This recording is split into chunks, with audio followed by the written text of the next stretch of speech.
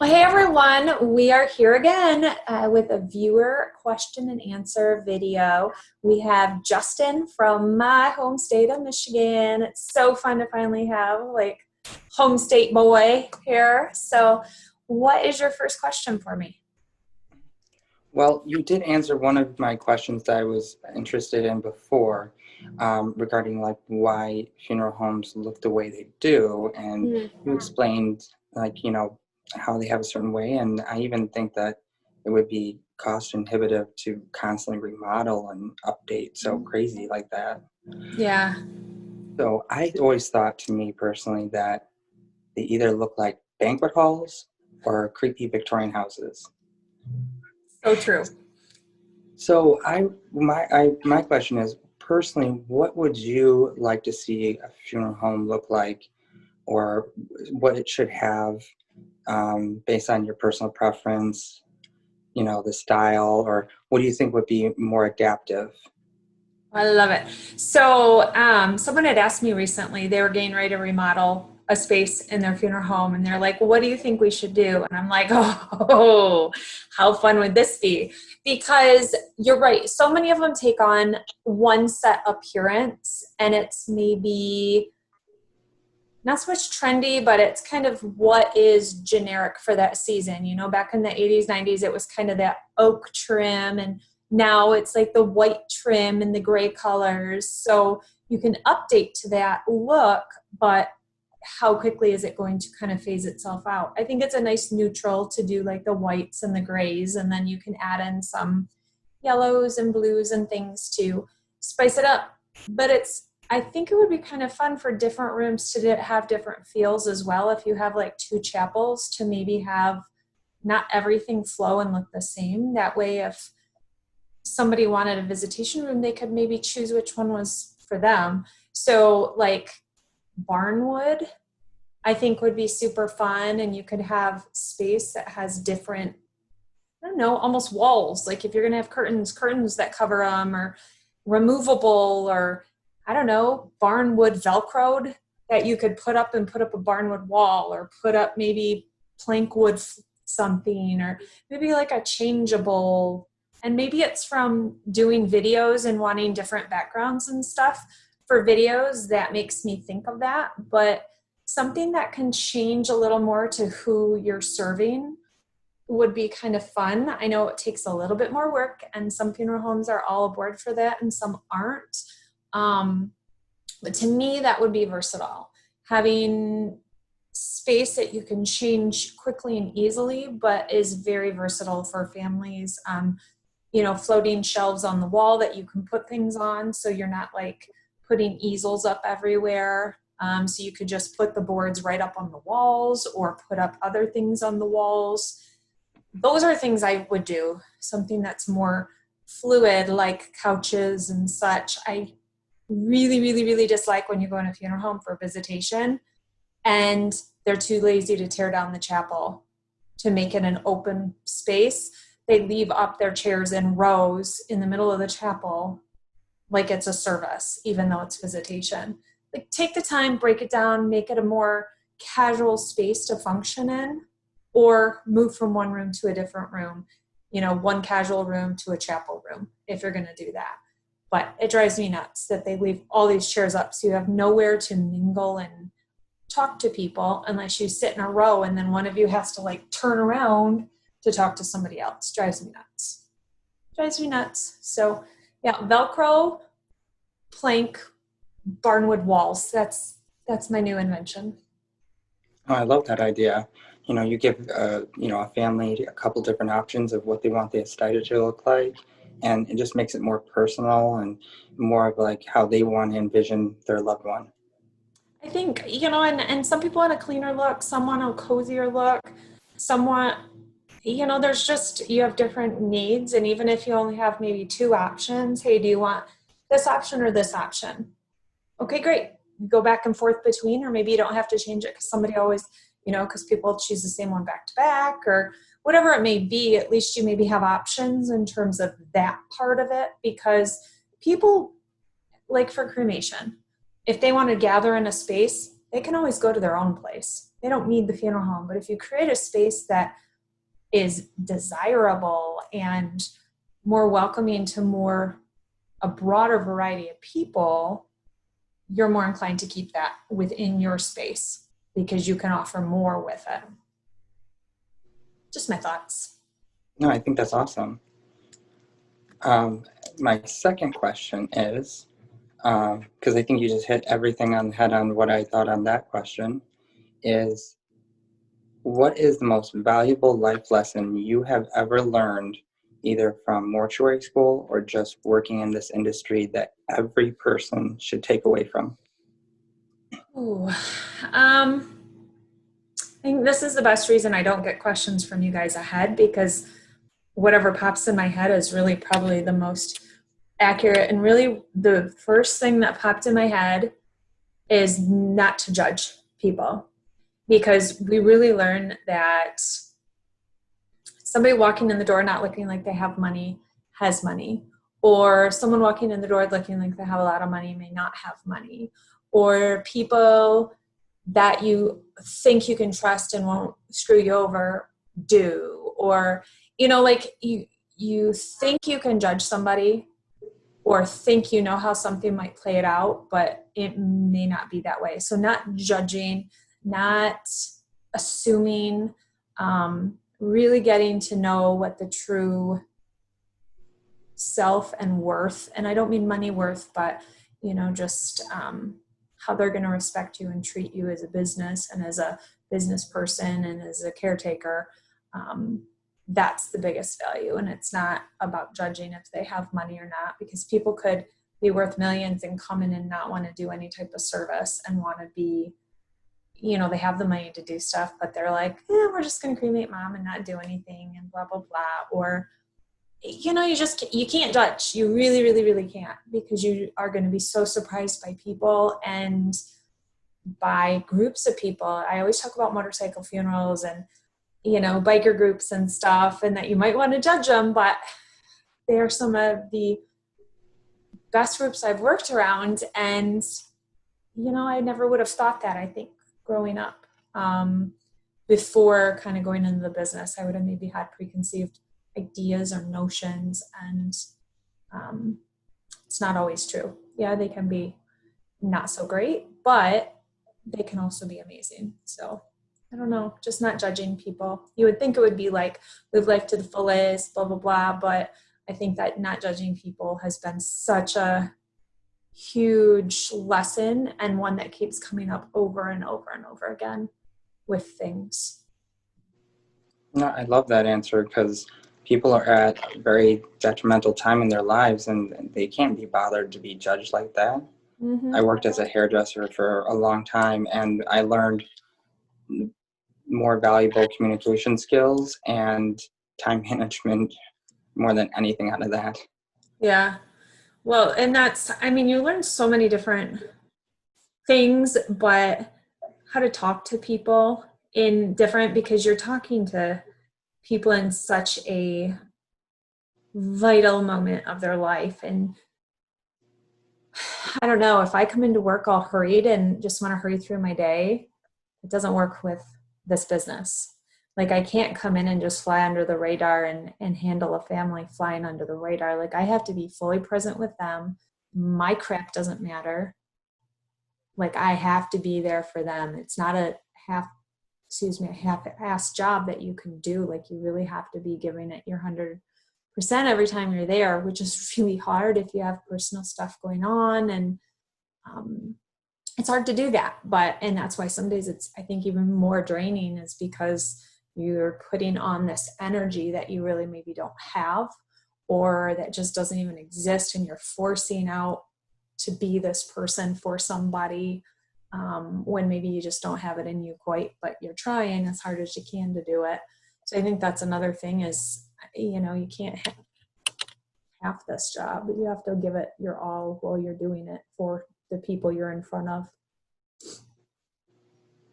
No, it makes total sense, and that's also rewarding. It can be draining, but rewarding at the same time. Very draining. Yeah. And then my other question, I had such detailed questions, but in your last few videos, it's like, oh, darn, June. Getting how'd you do it? answers. And I hope this doesn't sound as personal, but just because of how you interact with your family and how your daughters are very awesome, have you ever faced any type of stigma when either parents of your kids or friends or whatnot have found out what you do for a living or anything like that? Because they're so open and honest and they're Yeah. comfortable with what you do. But have you ever faced anything like that where people are turned off?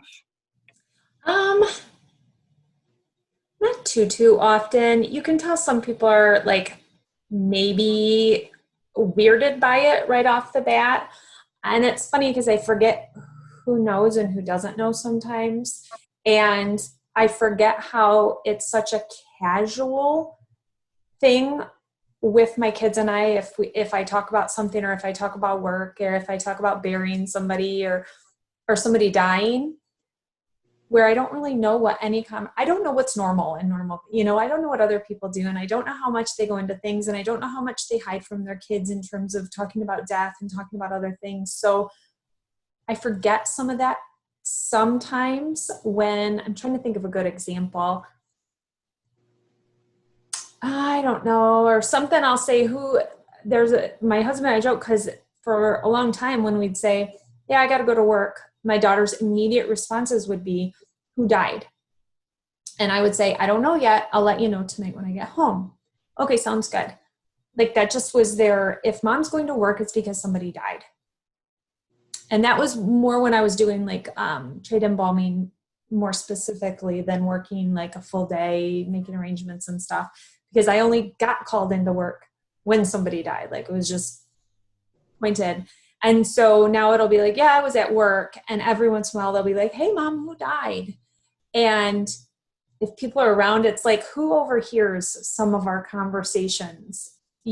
Wonder like at restaurants and stuff, if we're just talking and having a normal conversation for us, like who's overhearing and so I wonder what maybe sounds abnormal to other people. I think I'm at the point where I don't care what people think like about my job because I know what I do. And obviously here I am out talking about it so publicly, I guess.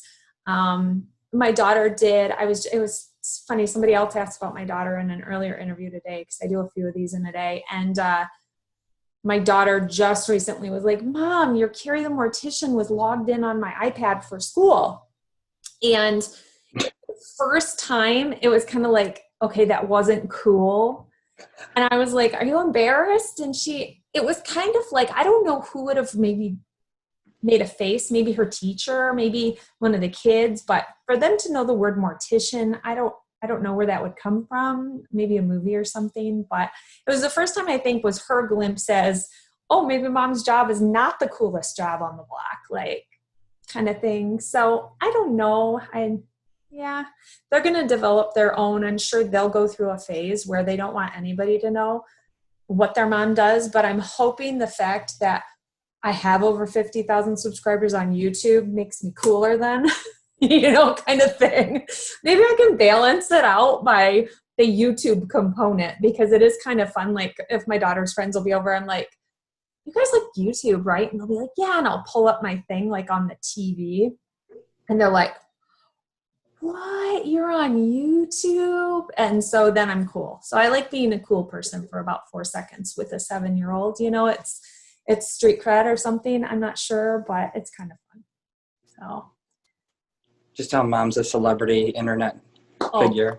Yeah. The word celebrity is it's so fleeting. I don't understand what what does that even mean? I don't know. It's so not even me. I'm just Carrie. I feel like I'm just Carrie. Celebrity's a weird word to me. I don't know. Yeah, and celebrity could also mean a good thing or a bad thing. I know, right? Don't put me in the box with certain people that are called that. I don't know. Yeah, it's crazy. So, do you have any questions? Well, I just thought of that last one spontaneously because I went to high school, like grew up in a small town from kindergarten to high school. One of my good friends, her dad owned the local funeral home. Mhm. And, it was one of those things like, I didn't think anything of it, but then other kids would be like, do you know what her dad does for a living? Yeah. And it's like, it never occurred to me that that was something weird. Hmm. That's, And yeah. I think that puts off some of the kids in certain generation. Like it didn't used to be a weird thing. And then all of a sudden, I think it became creepier and creepier and creepier over time. And then, so I think that newer, maybe generations that grew up in the business don't want to be in the business because of, I think because it's press and because it can be socially media put out there that it, how bad maybe business is and yada yada. And so I think that that has been some of the generational shift where people don't want to go into the business because there is such negative connotation now. Whereas, I don't know, 50 years ago, when people were going generational, like you were the funeral director in town and everybody knew you and everybody came to see you and it was a great relationship. You were a good part of the community. And, oh, of course I want to be that person in the next generation that everybody, knows me and shakes my hand in town. And I'm on the bowling league and I go to Rotary and, kind of thing. And I yeah, think that has changed so much. So, but people who are not in the business see what a difference those people make and are affected, and they want to then go into the business. So I think that's some of the change in why and who and how the business evolves too. I guess also people have like the stigma of funeral director until they lose someone, and then they have to go through that process, and there's someone there that's helping them and help taking care of them during crisis. Right, You right. really appreciate what they do for a living. Or they encounter the really bad funeral director and then it's amplified how much they dislike funeral directors. So I feel like there's two sides to that coin. I feel like that, because a lot of people will put that stigma on me, like, oh, you're a, money hungry, like how many body parts do you steal and blah, blah, blah. And it's, because it just puts you in that box. Stereotype. Yeah, like you are that person or you're that front for that whole industry. And that's, like that's part of what like I have taken on by putting myself kind of in the forefront that, people can unleash on me where they don't have anywhere else to put the thoughts and feelings, but then all the good stuff comes too that Yeah. really like us. Well, with that situation that happened in Detroit, and I saw it on the news, I'm like, I have to look up Carrie right now. And I immediately pulled up, you already had a video. Yeah. Well, And that's I was, come out and I was like, oh, I hate these stories. Like I hate big public stories, but I had so many people. I've literally never had this happen with any news story. People just kept sending it to me. Like I hadn't seen it, but I couldn't believe how many people were sending it to me. And I was like, okay, I need to respond to this and something. One, so I'll stop getting the emails, but two, because I want information, to be there for people to be able to look at that want some information. But it was just kind of funny because they were coming at every mailbox and every portal that I could possibly get. I was getting messages. How could this happen? What's going on? Blah, blah, blah. And so, I don't often publicly respond to just a news story or whatever, but that one definitely, I think since it's a Michigan thing too, maybe it kind of hits closer to home for us, that it needed to have some response to it. So I also loved your videos from the museum in Mount Clemens. I had no idea it was there. it's so great. And that place, it's so small. It really is, but there is so much stuff in it that you can't even, some of it is lost on me because it's funeral stuff. So it's stuff I see maybe every day at work or, that I know about. It's not like new stuff for me, but a lot of the, some of the historical stuff I'd never seen, like the funeral shoes or whatever. And then, all the skulls and all the, all this other stuff was super fun. So yeah, it's like, God has such a crazy cool place there. And it's only a fraction of what he has. I'm like, what is your house even like, Todd? Like, I can't even imagine what you have at home if this is what you have here, like it's insane. And he's buying new stuff all the time. So it's constantly growing. It's worth going and just visiting and doing a little road trip to go see it. It's really a fun place. I'm actually bummed I didn't know about it sooner. I don't live far from Mount Clemens, so I'm like, oh, I could do this real quick. Yeah, it's fun. It's a good little road trip. You drive over, check it out, have lunch, drive home. Yeah. Yeah. I think that's every question I had. Everything's been answered, and I didn't want to be redundant. No, that's good. Thank you. I appreciate it. It's finally good to officially connect. So that's been the beauty of all of this, is getting to like finally face to face sort of with people that I have some with. Quite a few of you, I've, of course, for a long time now. It's been, you know, my life here a long time, for 2 or 3 years, about different things over the time. And so it's been really good to get to see and formally meet you. So By the way, in my office, I wear a hat a lot. I also have the green one. And one of my bosses says, every time I see that hat, that's our mantra. He's like, because awesome. people assume things, they don't follow through. He's like, you don't know what you don't know, so ask questions. Exactly. Well, and I think the big thing about that is too, like, it's hard to ask questions if you don't know what you're supposed to ask questions about, I feel like. And so the more you learn, the more you're able to ask the right questions for yourself. So like constantly be learning, so then you know what to ask to educate yourself. It's, you just don't know what you don't know. So learn. Always be learning. Yep. Yeah. Well, thank you, Justin. And thanks everybody for tuning in again. Next Sunday, we will have another video in our question and answer series from viewers for me, Barry the Mortician. So join us then. Bye.